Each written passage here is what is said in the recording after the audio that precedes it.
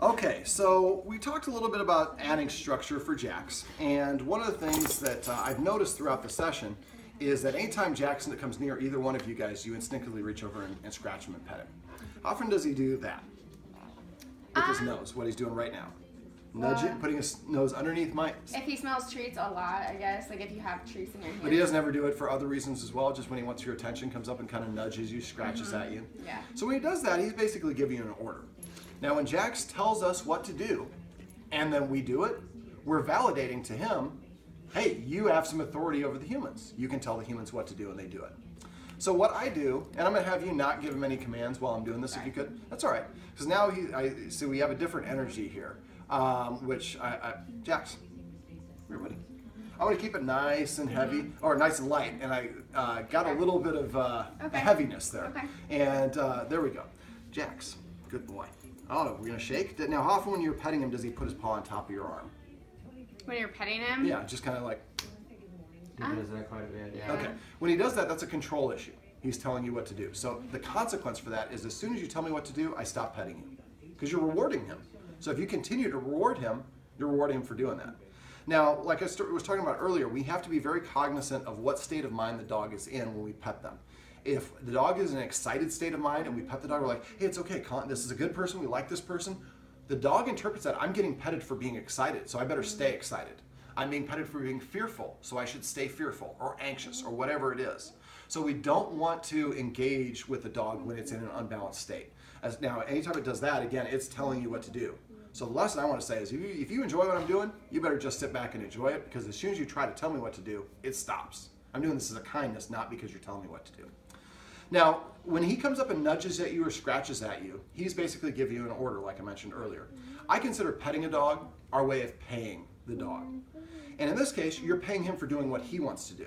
Now, if you had a job where you got to go in and tell your boss whenever it's time to pay you and you had no rules, you would not be a very good employee. And that's kind of the situation we have here with Jax. So when the dog scratches at you or nudges at you, instead of petting him, I would ask you to ask him to sit or to lie down. And as soon as he sits or lies down, then I'm going to pet him and reward him for doing that. Now, again, it should be within 3 seconds. Now, again, or I keep on saying again, as I mentioned earlier, I like to hold the treat like this rather than like this, because when I don't have a treat, I can pantomime, and then it looks like I have a treat, and that will help you later on. So he actually bit me when I had a We're gonna talk about that off camera. I just want to go through this whole thing for you and keep it compartmentalized. Okay, so Jax, come.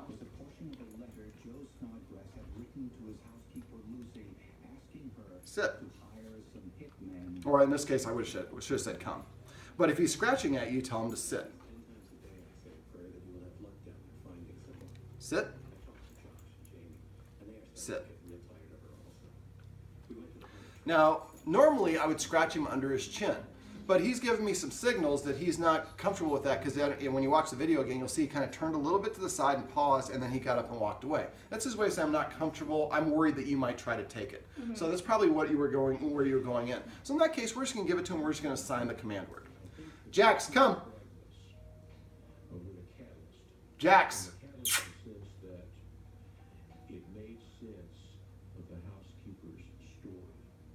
Jax, come. Can you knock on the table?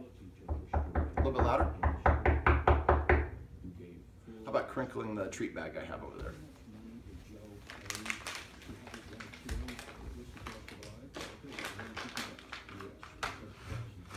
All right, Jack's not going to cooperate. That's all right. It's not. Yeah, if you have something else, you can trigger him. Jax, come. So this is a good example. It's not what I wanted for the video, but this is a perfect example. He decides, I'm going to go out and do my own thing, and I'm not going to listen to you guys. And again, that just is indicative of a dog that thinks it has the same authority. So no, I don't feel like it, so I'm going to go over there. Now, if I go over there and force him to come out here, again, I'm kind of using dominance theory, which I don't want to use. So what we're going to do in a sec is we're going to turn the camera off, and we're all going to go outside. We're going to go out through the front door. For the dogs, the worst punishment is to be left alone. So if you do this, we're leaving you.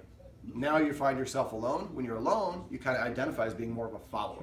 But I'm going to finish this little segment right here before, so we have it kind of encapsulated. So what I want you to do is anytime he scratches or nudges at you, tell him to sit. And when he sits, then we give him a treat. And in this case, you might want to use his food. And Justin at the Green Spot will probably give you some good options for a treat that you can use. Now, the other thing you do is when he comes and lays down or sits in front of you, you can reach over and pet him for sitting. Now, for him, it might be a situation where this confuses him. The treat causes him to get into his resource guarding mode.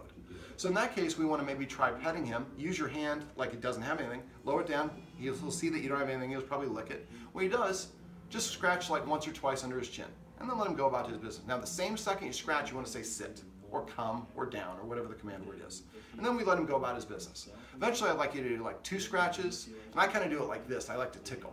I do that because when a dog's proud about what its nose is elevated, or it's parallel to the ground or tilted upward. So I want him to feel good about what I call desired behaviors.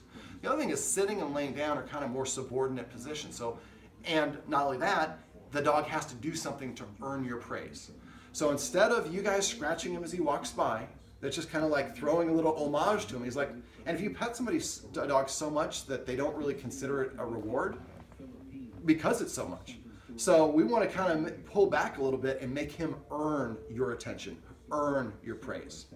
Petting with a purpose is probably the easiest thing you can do that will have the biggest impact on your dog, and it's going to take a little bit of time for you guys to adjust because you're going to say, you're going to watch, he's going to walk by and Dan's going to pet him. So what I would suggest you do is come up with a watchword. I usually recommend paycheck. So if you hear paycheck, you just immediately stop petting the dog. And then you give it a counter order. Ask it to sit or lie down. As soon as it sits or lie down, you pet it for sitting and lying down. That's petting with a purpose. And that, like I said, it's the easiest thing you can do. And if you get in the habit of doing it, every time you do that, that's a little mini micro training session that reinforces it's beneficial to listen to humans, and I'm a follower, so my job is to listen and adhere to their and obey their commands rather than telling them what to do. Because when I tell them what to do, they don't pet me anymore. When I tell them to continue petting me by putting my paw on it, they stop petting me. So the dynamic flips in a very, very easy way that you do without even thinking. That's petting with a purpose.